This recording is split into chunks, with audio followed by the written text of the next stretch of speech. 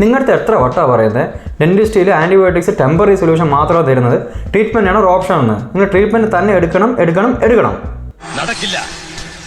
അതിന്റെ പേരിൽ ചത്തൊടുങ്ങേണ്ടി വന്നാലും നടത്തിക്കില്ല സെൽവം.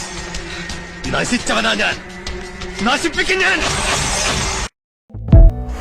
എന്തുകൊണ്ടാണ് നിങ്ങളുടെ അടുത്ത് ആൻറ്റിബയോട്ടിക്സ് അല്ല ട്രീറ്റ്മെൻറ്റാണ് എടുക്കണമെന്ന് എന്ന് പറഞ്ഞു വെച്ചാൽ വളരെ ഈസി ഒരു എക്സാമ്പിളോടെ ഞാനിത് പറഞ്ഞുതരാം. അതായത് നിങ്ങളുടെ കയ്യിലൊരു മുള്ള് കൊണ്ടെന്ന് വിചാരിക്കുക. ഇത് നിങ്ങൾ എന്ത് ചെയ്യും? ആൻറ്റിബയോട്ടിക്സ് കഴിക്കുകയോ അതോ മുള്ളെടുത്ത് കളയോ? ഇത്രയേ ഉള്ളൂ സംഭവം. പല്ലുകളിലെ കംപ്ലൈൻറ്റ് എന്ന് പറഞ്ഞാൽ മുള്ളുകളെ പോലെയാണ്. ഇത് നിങ്ങൾ വെറുതെ ഇത് മുള്ള് എടുത്ത് കളയാതെ നിങ്ങൾ ഈ ആൻറ്റിബയോട്ടിക്സ് കഴിച്ച് ഇത് വളരെ രീതിയിൽ കോംപ്ലിക്കേഷനാണ് നിങ്ങൾ ചെയ്യുന്നത്. ഒരിക്കലും മുള്ളെടുക്കാതെ നിങ്ങളുടെ പ്രശ്നങ്ങൾ തീരത്തില്ല. ഇനി നിങ്ങൾ ആൻറ്റിബയോട്ടിക്സ് കഴിച്ചുകൊണ്ടിരിക്കുകയാണെങ്കിൽ നിങ്ങൾക്ക് 1, 2, 3, 4 വട്ടം കഴിച്ചാലും ഈ മുള്ളെടുക്കാതെ നിങ്ങളുടെ പ്രശ്നം ജീവിതത്തിൽ മാറത്തില്ല. ഇനി അധികമായി ആൻറ്റിബയോട്ടിക്സ് കഴിച്ചാലുള്ള പ്രശ്നങ്ങൾ എന്താണെന്ന് വെച്ച് കഴിഞ്ഞാൽ ബാഡ് ബാക്ടീരിയ മാത്രം നശിപ്പിക്കുക എന്ന് പറയുന്ന ഈ ആൻറ്റിബയോട്ടിക്സ് നിങ്ങളുടെ ബോഡിയിലുള്ള ഗുഡ് ബാക്ടീരിയകൾ നശിപ്പിക്കുന്നു. ഇതുവഴി നിങ്ങളുടെ ഇമ്മ്യൂണിറ്റി വളരെ പെട്ടെന്ന് തന്നെ കുറയുന്നതാണ്.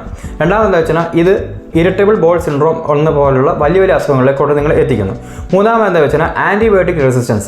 ആൻറ്റിബയോട്ടിക് റെസിസ്റ്റൻസ് എന്ന വളരെ വലിയ ടോപ്പിക്കാണ്. അത് ഞാൻ അടുത്ത വീഡിയോയിൽ ചെയ്യുന്നതാണ്. Thank you.